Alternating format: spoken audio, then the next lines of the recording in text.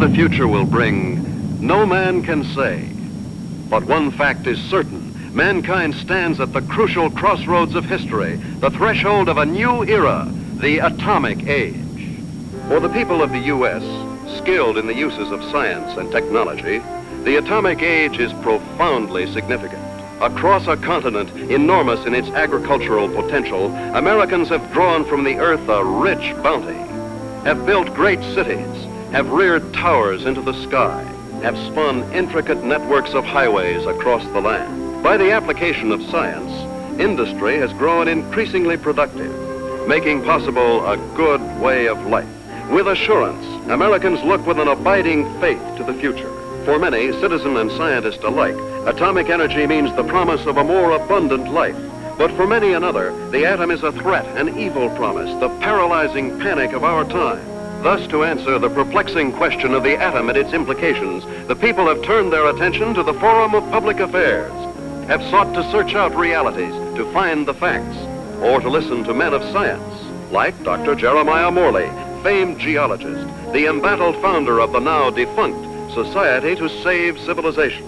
It was Morley who told a Los Angeles audience that a series of atomic explosions, either accidental or deliberate, could set off a chain reaction to annihilate every man, woman, and child on the face of the earth. It could cause the death of every living thing.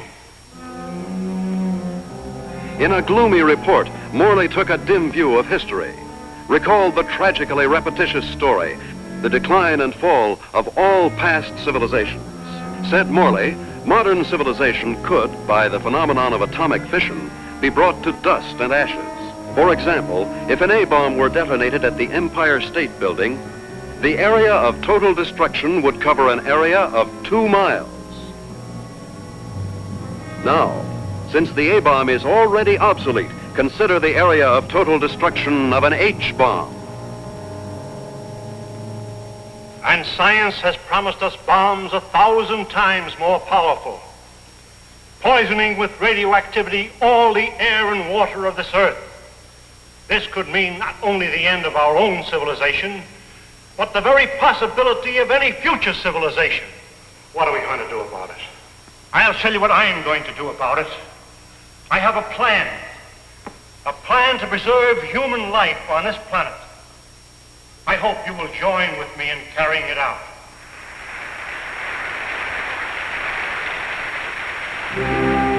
The response to Dr. Morley's appeal was immediate and enthusiastic. The Society to Save Civilization was set up. To its headquarters flocked amateur do-gooders and professional scientists. From them, Morley chose a staff of experts. Dr. Max A. Bauer, eminent geophysicist, ousted by Hitler from the University of Munich in 1933. Dr. James Paxton, metallurgical engineer, twice winner of the McKenna Scientific Award. Joan Lindsay, medical doctor and ardent feminist, who, for her research in biochemistry, was named winner of the annual award by the American Confederation of Women Scientists. Dr. George Coleman, authority on soil conservation. And Andrew Ostengard, sandhog, explosives expert, Marine veteran of World War II. It was this team, qualified each in his own way, that helped set in motion Morley's audacious project, a daringly planned program, which he took 3 months later to the board of directors of the Carlyle Foundation. And so my colleagues and I believe that humanity can escape annihilation, can find a temporary haven, a promise of hope that, come what may, life can be sustained deep within the earth itself. Far below the surface, we shall seek a natural, a geological shelter. We have a team ready for the effort. All we lack are funds. Can we get them from your foundation? Dr. Morley, I believe it would expedite matters if I were to ask the questions. We're laymen, you know. First of all, isn't the inside of the earth solid? The interior of the earth is made up of vast caverns and air pockets, joined by natural avenues leading from the surface. Natural avenues? Funnels and fissures. Such a fissure lies within the world's largest extinct volcano at Mount Nelly. That is where we intend to start our journey. Well, these funnels, how far down do they go? Hundreds of miles, perhaps thousands, to the very core of the Earth. But isn't the inside of the Earth, the very core, a molten, fiery mass? To the contrary. The latest body of theory holds that the inside of a sphere, such as the Earth, is cooler than the temperature at its surface. And how would you traverse these thousands of miles? Dr. Coleman, the perspective drawings, please. This is a cyclotram. A what? It's an amphibious conveyance based on the principles of an ovoidal atmosphere. A what? Like a submarine, with the mobility of a tractor. Its head contains a burrowing device, and its walls can withstand extremes of temperature and pressure. But even with the cyclotram or the bathysphere or the whatnot, how do you know you'll be successful in finding this underground haven? We don't know, but we must try. There is no other alternative, no other course, no other hope of keeping the spark of life alive. And the cost?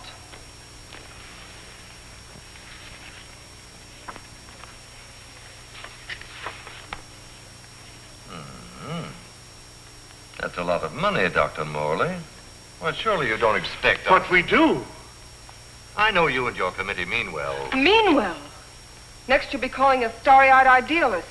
Dr. Lindsay, you're out of order. The whole world is out of order. And I suppose you and your associates can set it right? We couldn't have said it wronger if we tried. The appropriation was denied. To carry on his work, Dr. Morley issued repeated appeals to the members of the organization. It failed. And so, last week, the Society to Save Civilization was itself extinct. And one of its leaders, of Professor Jeremiah Morley and his enthusiastic colleagues. Where were they headed after a year of devotion to a lost but spectacular cause? To newsreel reporters, Dr. Morley had only this to say. We have no plans. We have no hope.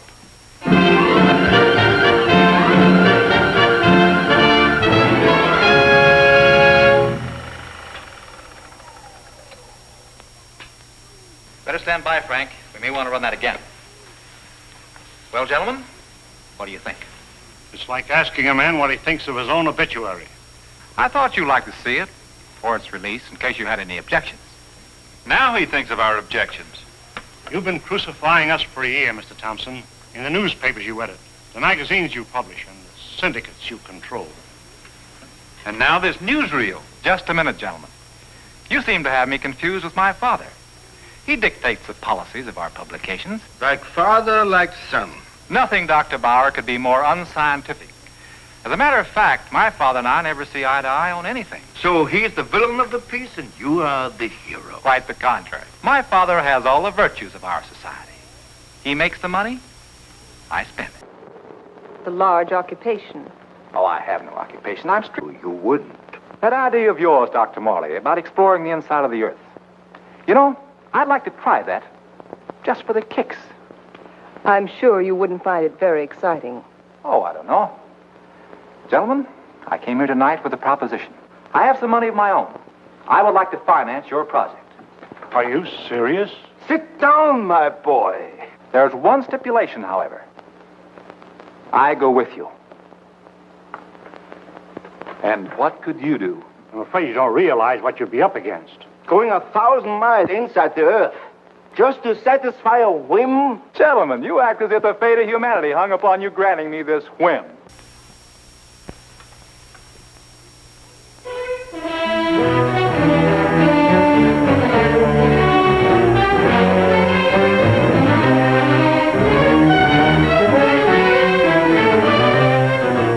Plans for the expedition are being completed ahead of schedule.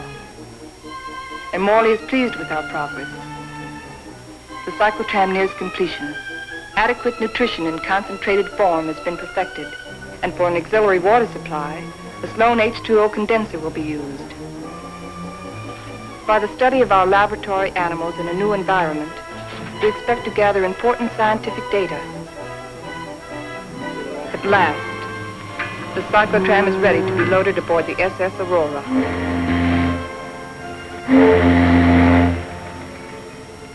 Our destination, the extinct volcano, Mount Nele, where the inside of the earth begins. This was our base, a lonely, desolate beach at the foot of the extinct volcano.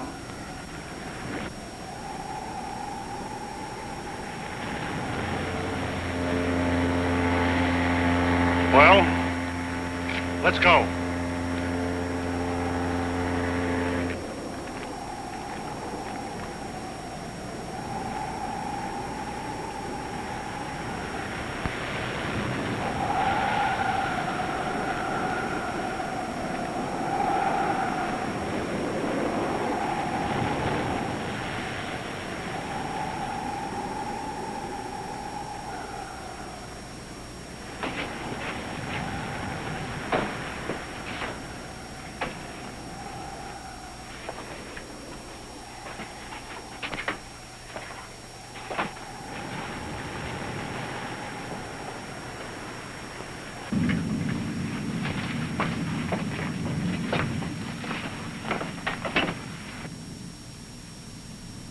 What a place to spend our last night on Earth. You sound like we'll all be dead in the morning. It's a possibility if we stay here.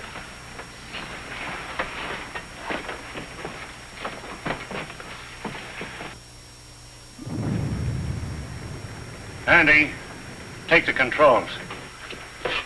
Follow the ridge line. Keep out of the ravines. Descend at an angle of not more than 33 degrees.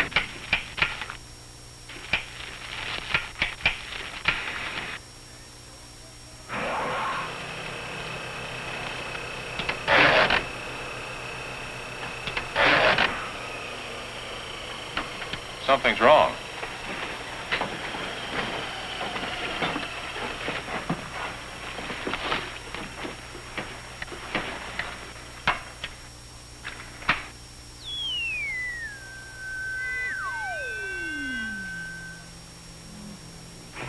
Now try it.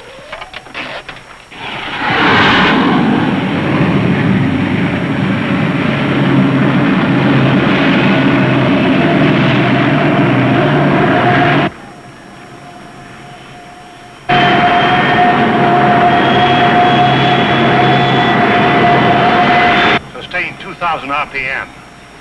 And follow our chart plan, R4. Check.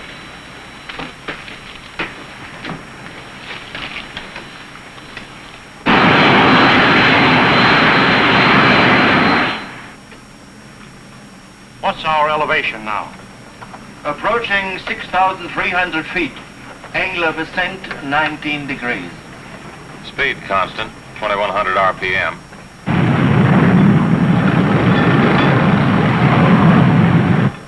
I wonder how long this iron lung is going to hold up. You can still beg out. You can't get rid of me so easily. Give me a reading on the forward rotational unit. We're up to 9,000, climbing at 24 mph. Angle 31 degrees. At that rate, we'll make the summit in 4 hours.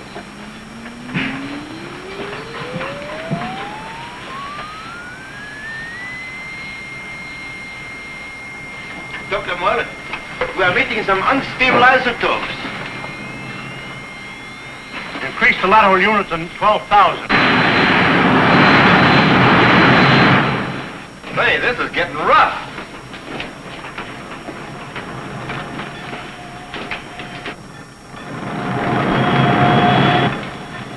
We're approaching position R4. Our computations show an error of less than plus 0.14. Good. We'll reach the summit in 30 minutes.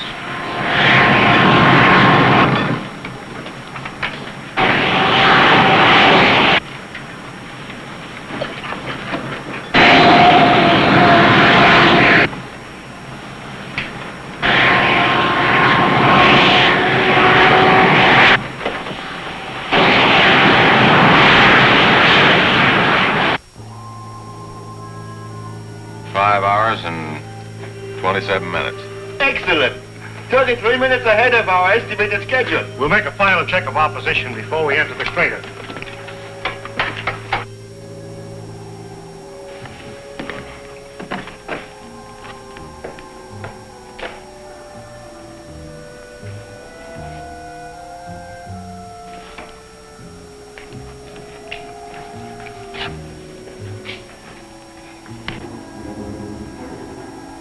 glad the professor picked this volcano for our expedition. Maybe this one could come to life, too. No, not a chance. No bet on it.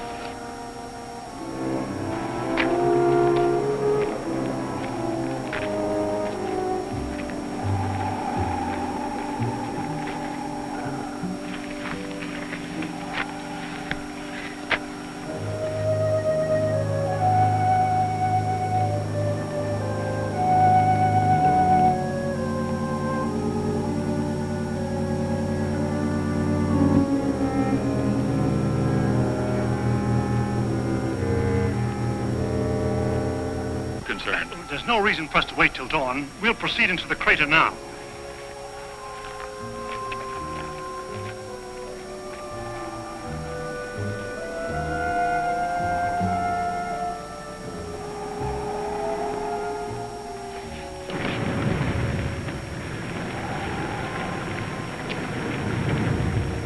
Just one last look at the Earth. Yeah. What a way to remember it. Follow the downward spiral. Keep to the inside ledges. Speed 1,200 RPM.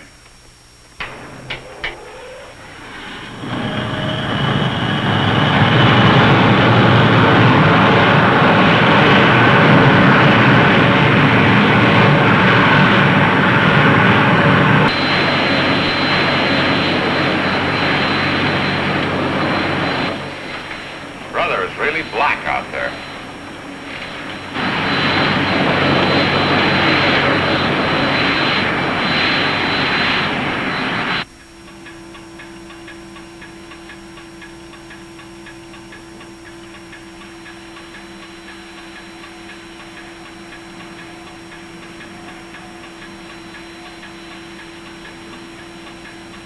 As we descend ever deeper into the volcano, I've observed no unusual physical symptoms. Paxton seems withdrawn, irritable, but with such an annoyance as Wright Thompson present, the condition may not be considered abnormal. The descending ledges are getting awfully narrow. We must be at position R18. Yes, we are. Cut the switches.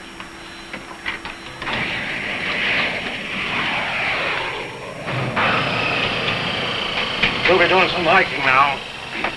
Better have some breakfast.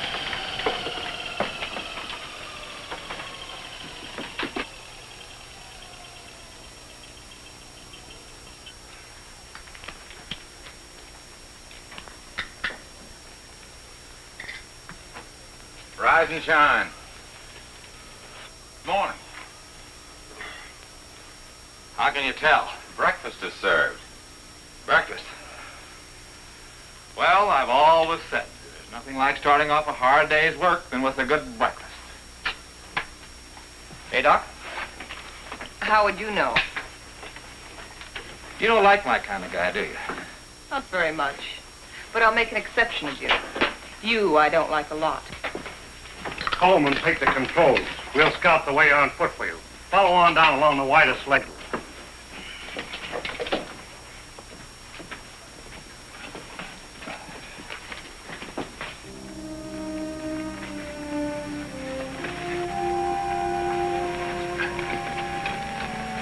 Watch that, it's losing. What's the matter? I don't like it. What did you expect in here? A Garden of Eden? I'm not talking about volcanoes. I mean Wright Thompson. He doesn't belong here. None of us belongs here. We're doing what has to be done. He doesn't feel that responsibility. He's just a useless piece of excess baggage, a selfish thrill seeker. But without him, there'd be no expedition. Pardon me.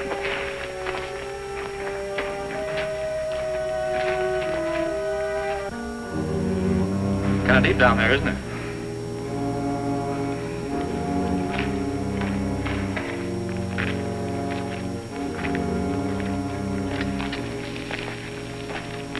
Nice friendly bunch, those scientists. Oh, what's your trouble? Oh, nothing, but don't they ever talk? Not unless they got something to say. That's the way it is with smart people. Maybe they're not so smart. Maybe they don't know what they're doing down here. Listen, Buster. Each one of them has taught us more colleges than you've flunked out. So what are you doing down here among all those brains? I managed to make myself useful. It might be well if you did the same thing. Doing what? This.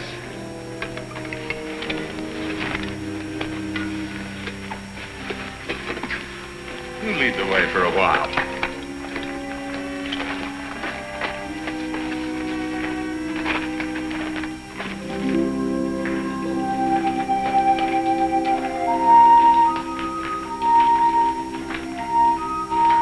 We've hit bottom.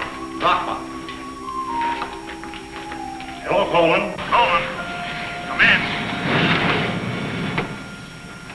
Go ahead. We've reached the end of the channel. Establish our position. Our depth below mean sea level, 2.6 miles.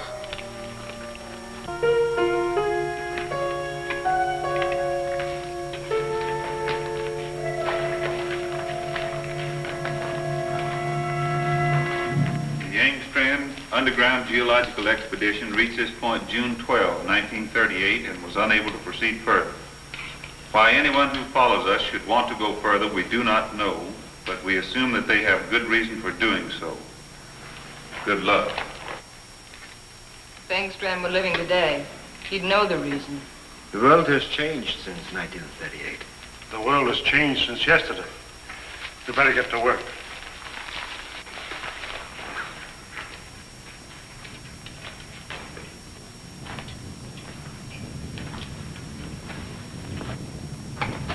Look! That's pressure from the other volcano. We'll have to work this side.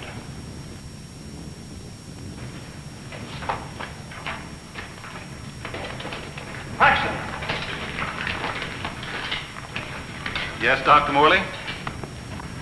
Start making density readings on that wall over there. Yes, sir.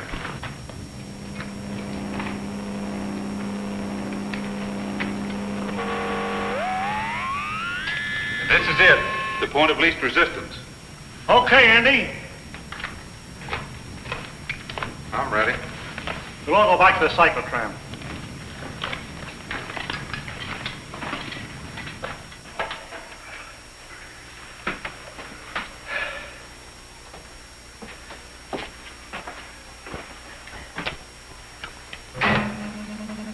Fuses 1 and 2 set.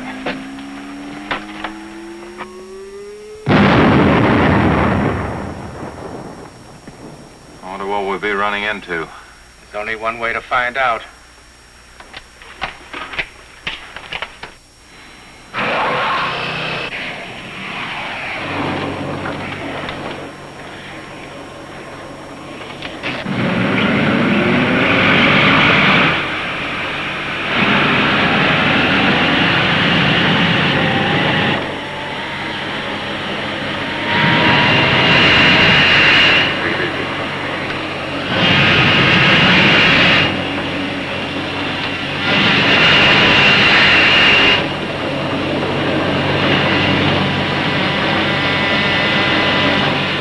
Broken through.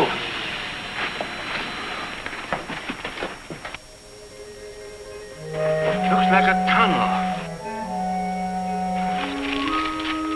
So far, so good. Put on your gas mask just in case. Coleman, we'll set the pace. You follow along with the cyclotram.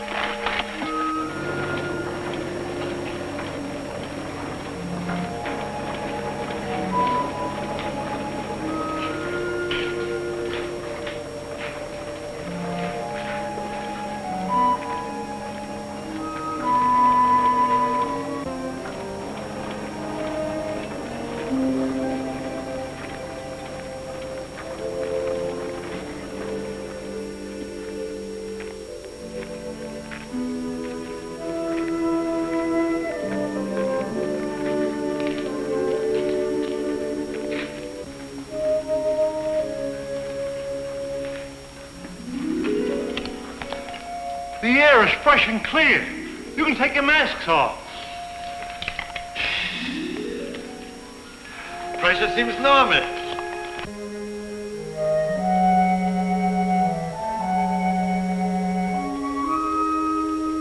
I wonder where it leads. That's exactly what we're going to find out. Lead the way, Andy.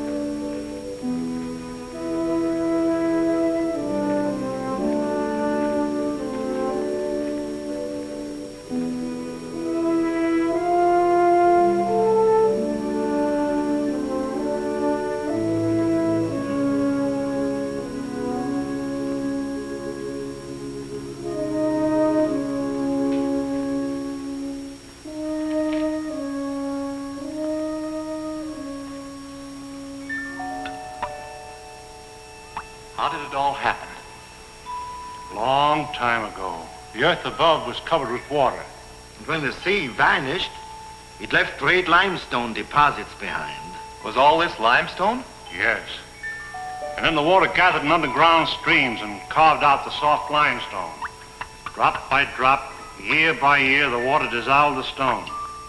Each drop carried a tiny particle of sediment. That's what formed these columns. About an inch every 1,000 years. Well, how long did this whole process take? About 200 million years. Hello, Coleman. Coleman, bring up the tram. We'll proceed from here.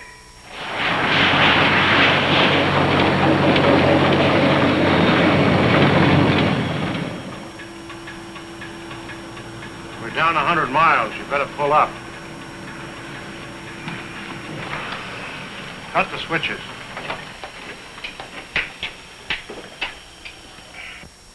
It's funny. When we first got here, I felt a sort of exaltation. Now I feel depressed. I don't know why. The oxygen content is adequate. I know. But I too feel suffocated. Maybe it's the unreality of this place. You know, once when I was working in the Holland Tunnel, I got cut off from my crew for 10 hours. I felt this way then.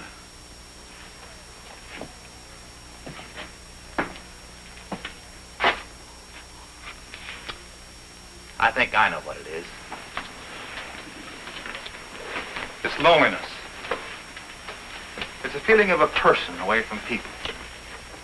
I felt it on the top of a mountain in Tibet, in the jungles, and on the Arabian desert. It's like the last cord tying you with humanity has been cut. It's more than that.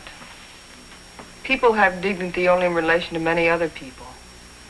Alone, a man is as useless as any rock out there. No, you're both talking nonsense. Nature doesn't influence man. Man influences nature. One man, one strong man, can change nature. Oh, you're wrong, Dr. Paxton. It isn't one man. It's many men working together. Right, teacher? Men together are no more than sheep. One man standing alone leads the way. Then the sheep follow. Please, gentlemen. Well, I'm please. embarrassed for all of you who call yourself scientists. Swayed by a self-indulgent young fool. I'm going ahead. I hope that by the time you catch up with me, the atmosphere will have cleared the cobwebs from your brains.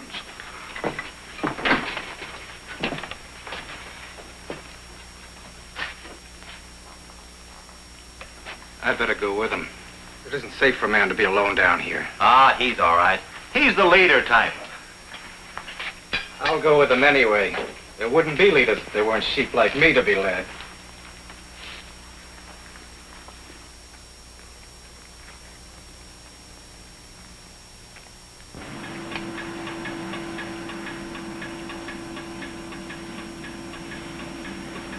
I still don't see any sign of Paxton and Coleman. Well, keep going.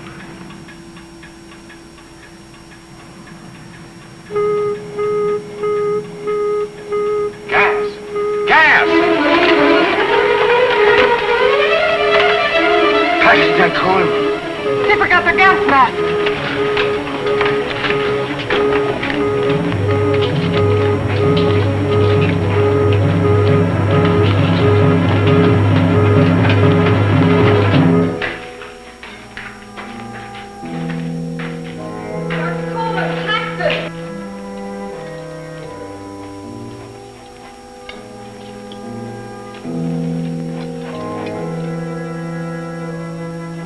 There they are!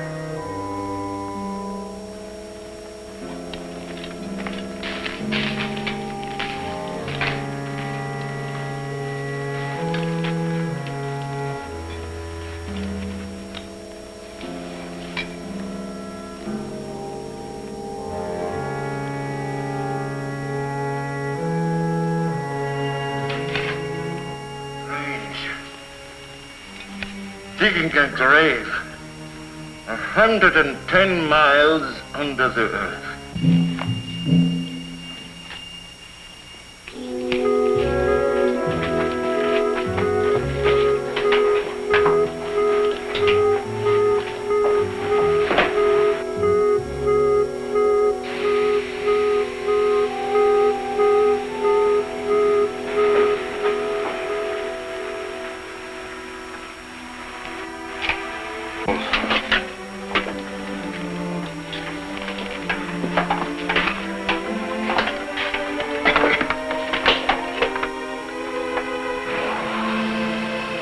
Go on. It's too late to turn back now.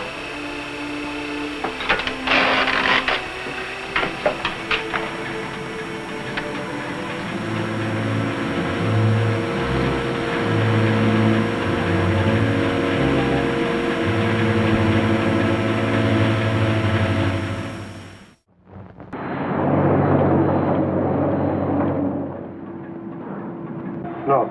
Andy?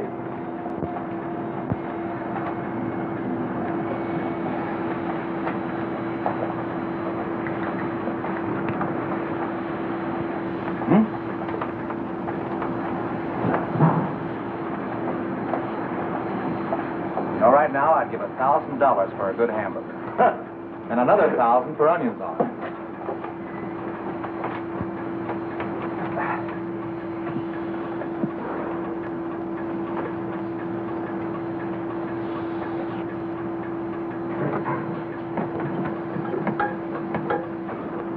Dr. Morley, our water supply is... Cut the switches.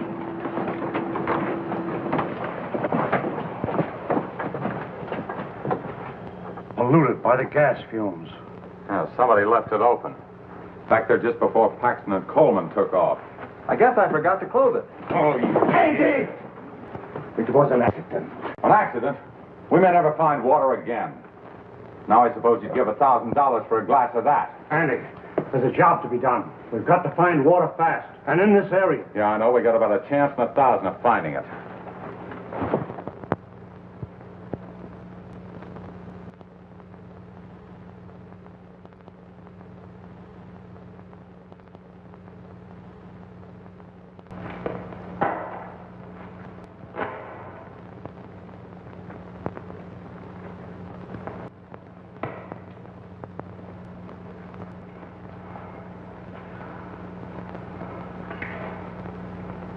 Look, there's Andy.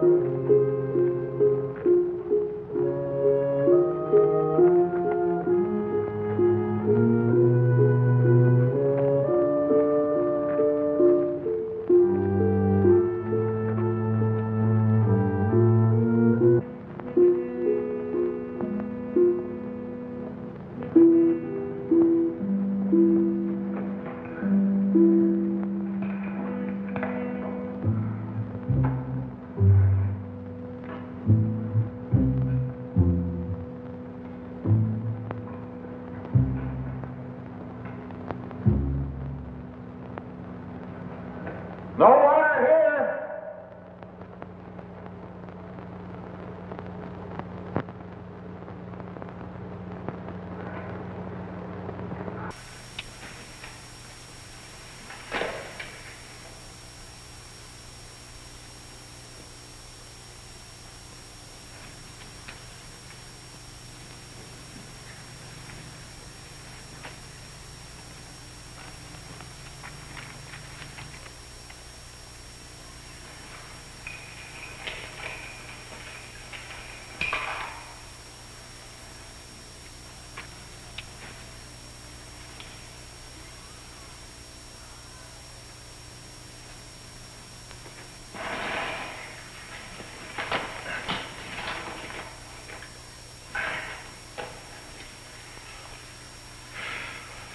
Thing like this is enough to drive a man stir crazy. It's no use.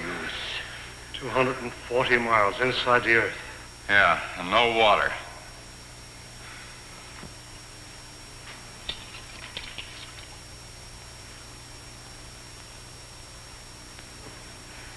Here. I've been setting it to the animals.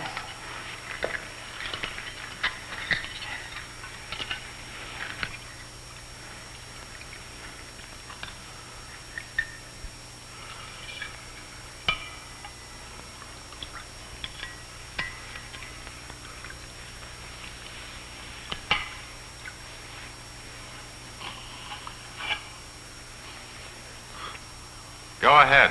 Enjoy yourself. It doesn't cost a cent.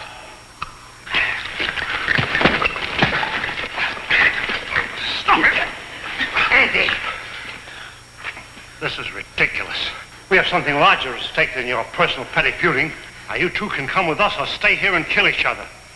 I'm going after the cyclotron. Never mind. I'll go get it.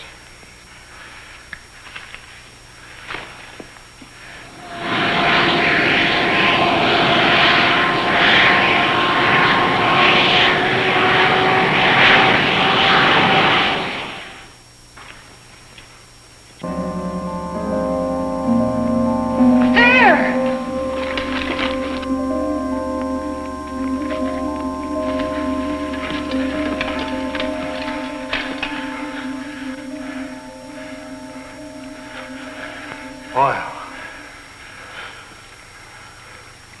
Listen. Sounds like running water. But where is it coming from? It's behind the wall!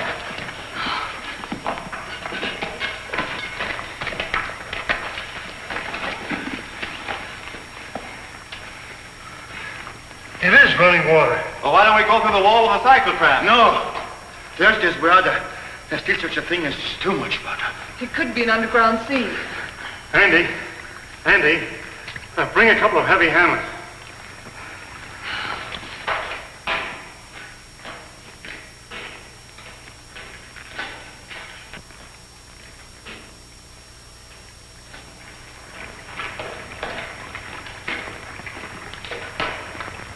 What's up, Professor? We think there's water behind that wall. Try breaking it in. Sure.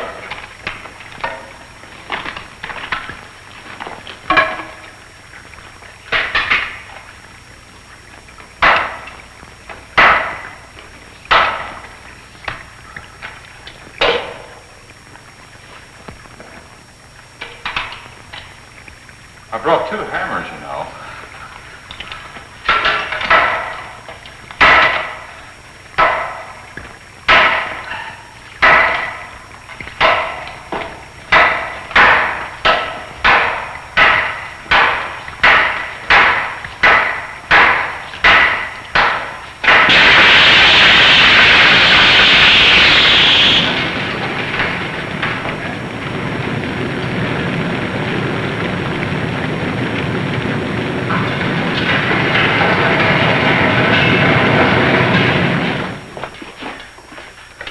Come in here. Let's take care of that arm.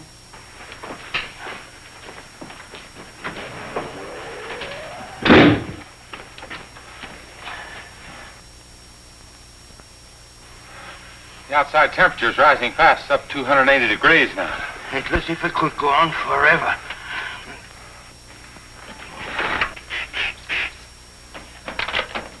Hold it out there.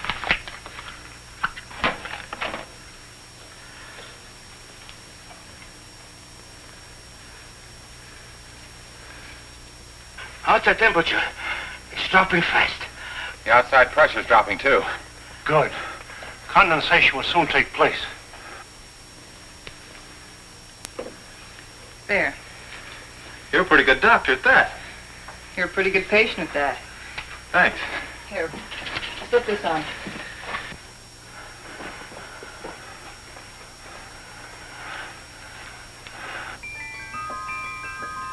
There's water. Look! Look at it, there's water!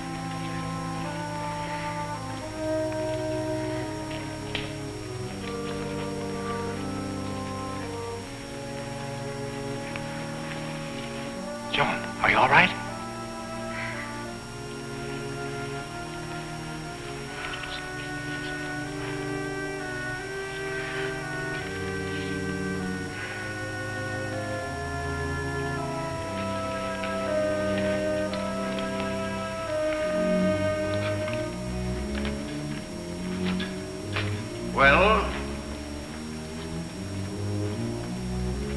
what shall we do now? All right, I'll say it. I'll say what's on all of our minds. Don't try to read our minds, Thompson. Just speak for yourself. Then I say, let's go back. And I say go on. But look at Joan. We've gotten nowhere. Deeper and deeper into nowhere. We've failed. Would our failure be any less if we turned back now? Our chances of living would be greater. If we go on, we're dead. As dead as Paxton and Coleman.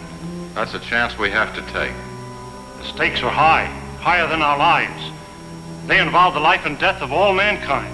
That's a great speech, but I won't buy it. All right, let's put it to a vote. Thompson? Go back. Andy? Go on. Bauer?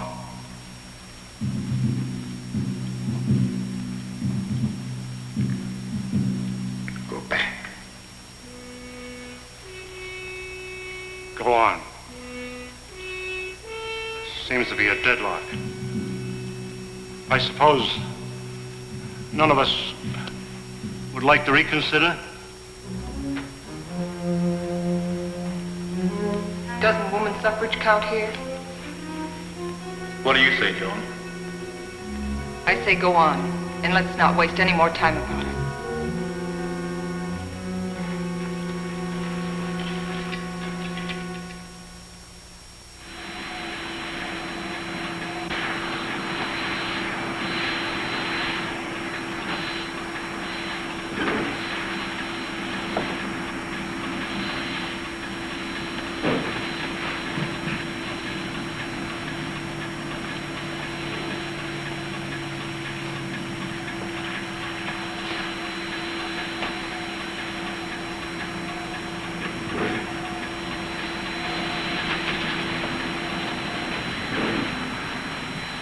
How are those burns coming along? Good as new.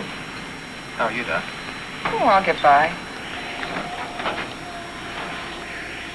Here. What's it for? Does it have to be for something? Does everything have to be functional? It's a good luck ring. Saved my life in Tibet. Here, take it. Why give it to me? Haven't you ever been romanced before? Not 900 miles below sea level. Then it's about time. If there were any flowers around here, I'd pick them for you. There's a highly scientific theory which states that if any man and any woman are cast away anywhere for any length of time, sooner or later they think they were in love. That's what's happened to you. If that theory has any value, it should apply to you. Does it? No. Well, I guess I need a little more time. We'll talk about it later.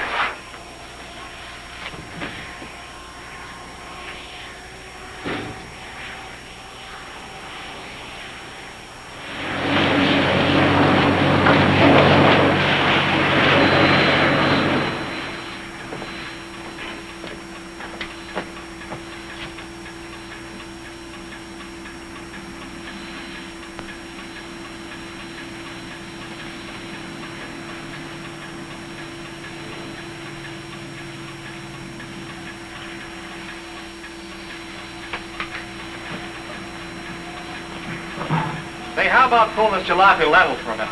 Just long enough for us to get out of these straitjackets and stretch.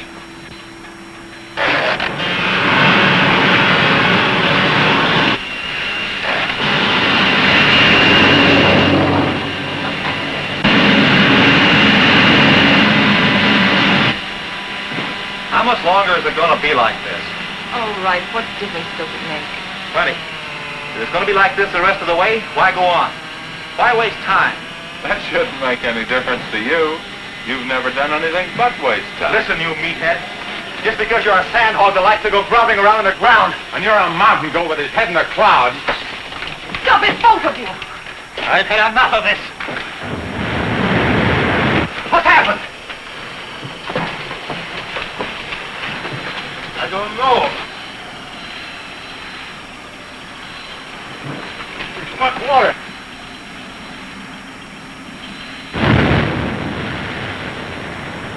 We are out of it.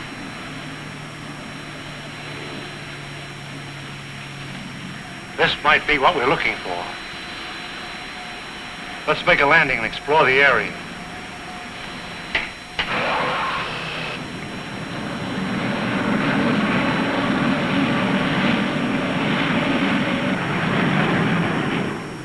It's got a high calcium content, but it's drinkable.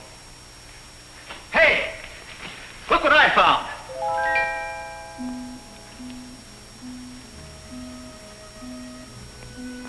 They're cave pearls. Cave pearls? How much are they worth? Calcium carbonate. Calcium carbonate? Well, how about this? Sulfate of lime. Plaster of Paris. Professor, you take the romance out of everything. Here you are, Doc. 2 souvenirs from Hades, vacation land of the underworld. Thank you.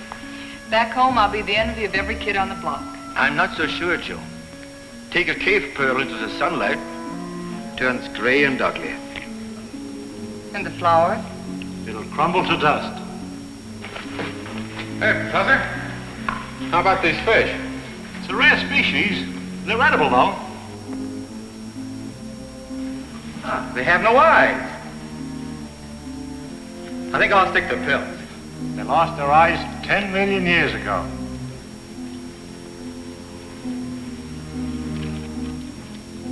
What kind of a place is this? Flowers that crumble to dust in your hands. Stones that look like pearls. Fish without eyes. Nature sure a practical joker. I suppose you could have done better? 10 million years, I couldn't have done worse.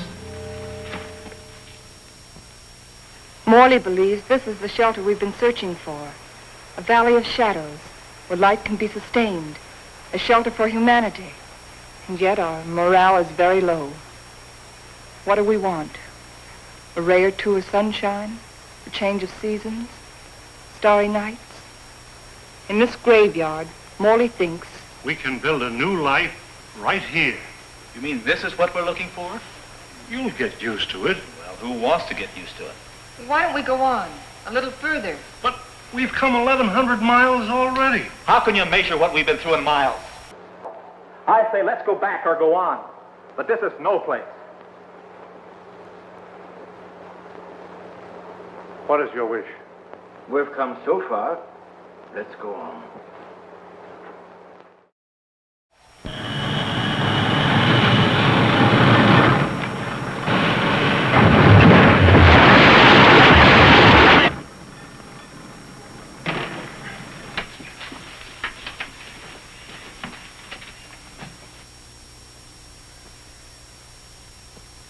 Well?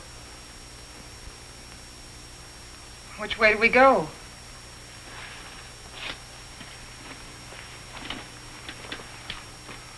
I suppose we'll have to explore both channels. I'll take the right one. Right? You take the other. Why me? I'll tell you why. I'm sick of taking your orders. That's the trouble with you, Thompson. That's all you do is take, you never give. Without me, there wouldn't have been any expedition. Well, that's not enough. It's time you gave something yourself and not your pocketbook. Andy. We might as well get started.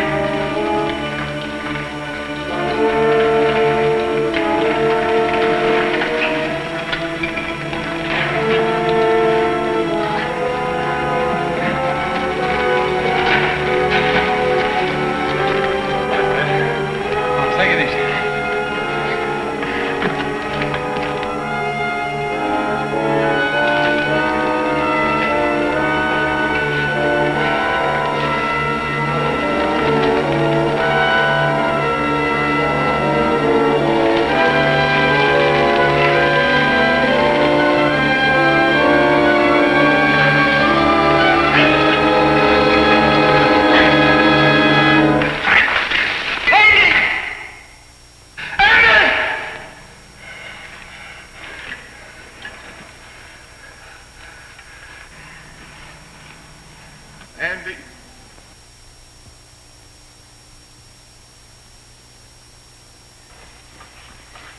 You're supposed to be taking it easy. Try to get some rest. Listen to me, Wright. You've been like this for days. How long can you keep it up? He didn't like me any more than I liked him. Yet he saved my life. It doesn't help brooding over it. But he died saving my life. He did what he believed was right.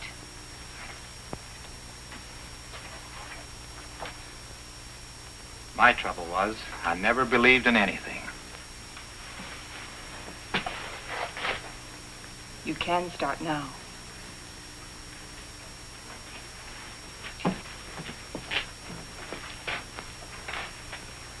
Morley wants to go back to that Valley of the Shadows he liked so much. Well, it's better than this. But it isn't good enough. What do you want to do? I too want to go back. But all the way back. Now that Andy's dead. Now that Andy is dead, we've got to go on. We've got to, until we find what we're after. If we fail, then we can talk about going back.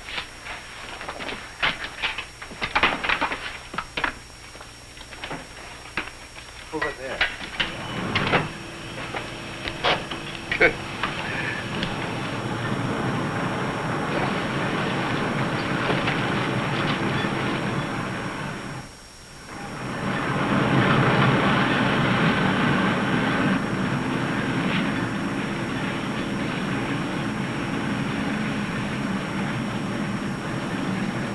This must be a continuation of the other river. No, I think it's just a seepage from it. Listen. What's that?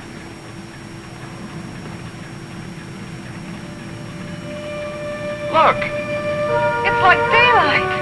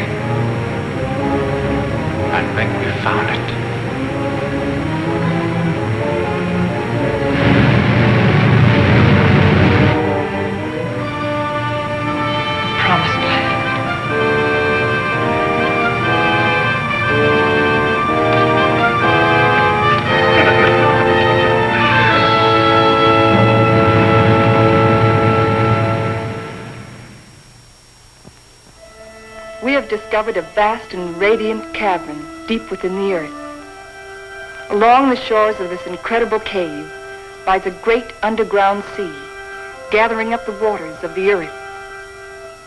A strange, sunless light is reflected from the phosphorescent dome. The glowing peaks are weathered and sharp, and the gullies deep. The wind is soft, and the climate pleasant. Vapors rise up into the bright dome, forming luminous clouds.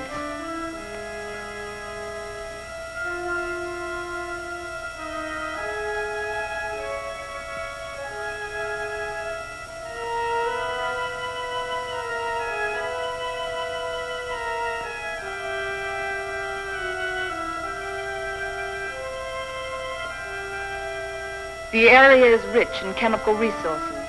That means power and industry, according to Bauer. And Wright says a real estate boom is on.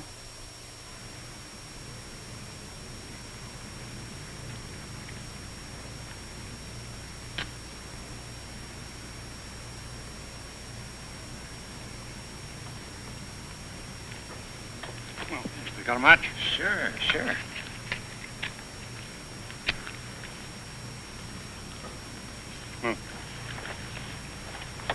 How you coming, Professor? Uh-huh. Still feeding those rabbits? They eat like pigs. Small wonder. They're expecting in a couple of weeks. All of the rabbits? No, silly. Just the lady rabbits. Tell me more. Here. Make yourself useful. Get some more water. Explorations and surveys of the surrounding area continue. Morley and Thompson have set out toward the southeast to investigate the land and its potentialities.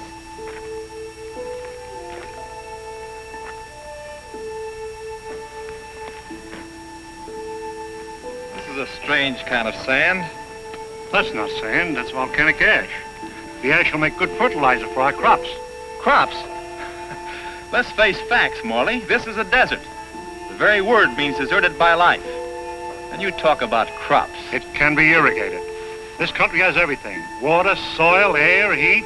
Yeah, you're forgetting one thing, though. No sunlight. Science can adjust that. Crops can thrive without sunlight. Perhaps. But can we?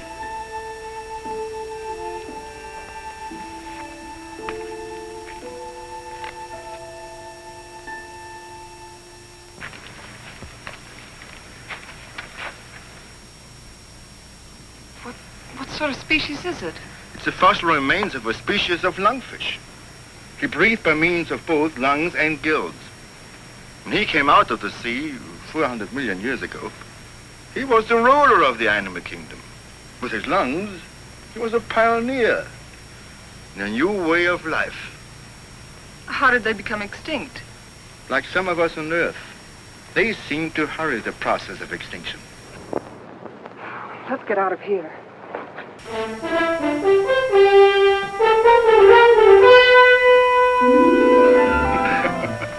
What's the matter? You act like you swallowed a canary for breakfast. This is the day, right?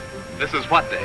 The day we're expecting the first litter of rabbits. Well, who's going to pass the cigars around? You apparently don't realize the importance of it. Oh, I'm sorry. By observing the rabbits, we've already learned that they respond to nature basically as we do, as any mammal does. And from their young born today, we can predict how our own young will respond in the new world. Dr. Morley, Fowler. Come on. You go ahead. I'll get plenty of hot water.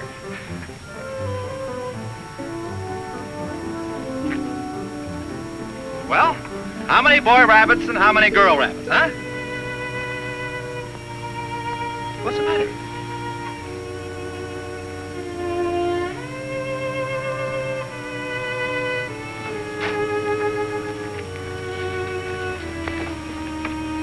Joan, what's the matter? They're dead. They're all born dead.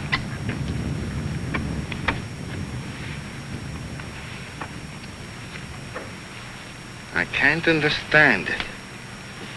Why? Why? There must be some cause, some biological reason. We've been searching for causes. Our investigations have been checked, tests rechecked.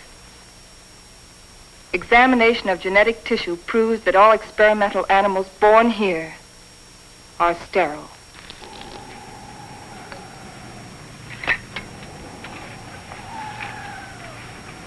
You know what this means? This new world. A haven for the dead. This is the end of the line. Now we know that the human race cannot reproduce itself in this underworld region. It appears our mission is a failure. Then we can't stay here. At least one generation could. And after that, what? The end of humanity. That I won't accept. Neither can you run away from facts.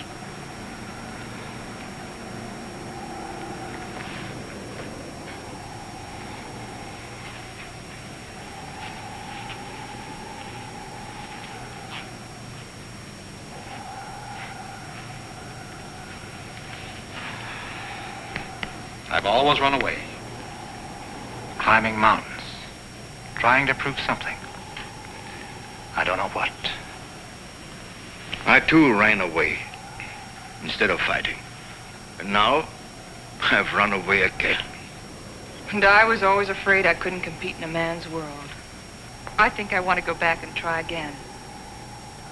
Go back to what? To a world bent on self-destruction? We can live the rest of our lives here in peace. Morley, you're wrong. This isn't peace. This is a resting place for the living dead.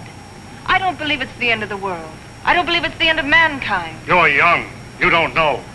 I've lived through the terrors of 2 great wars. I've had enough.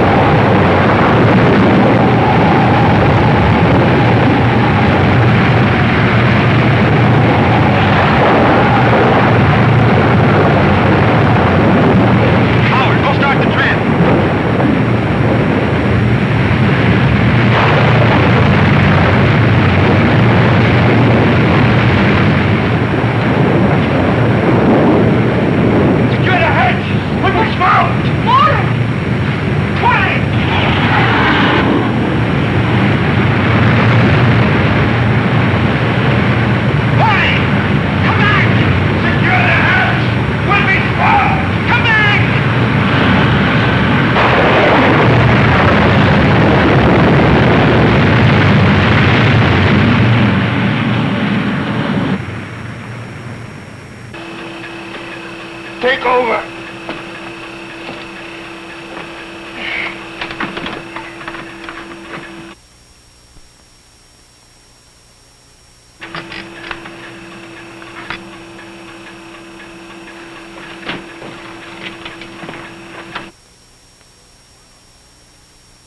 Something's wrong.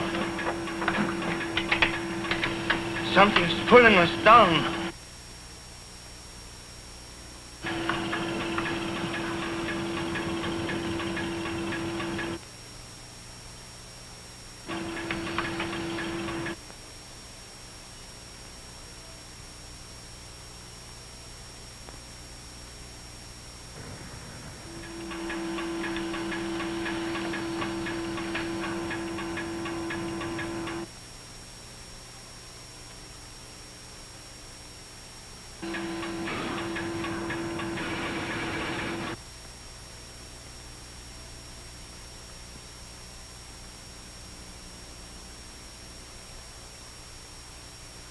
We are lost.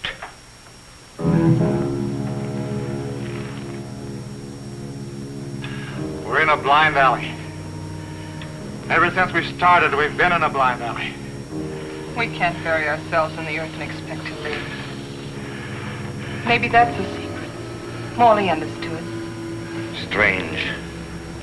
We didn't know it before. I used to be afraid of death.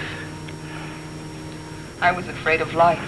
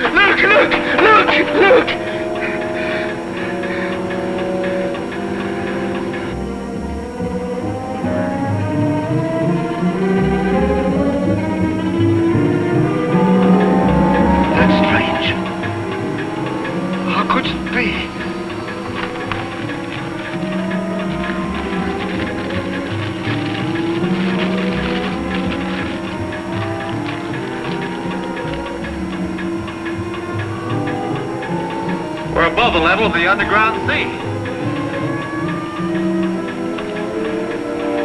We found a channel to the upper ocean.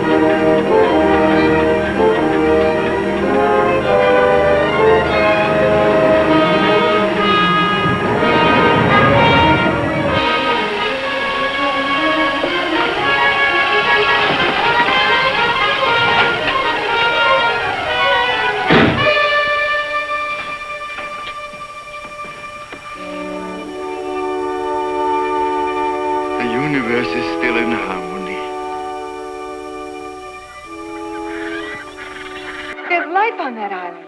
People! I feel like I'll live forever.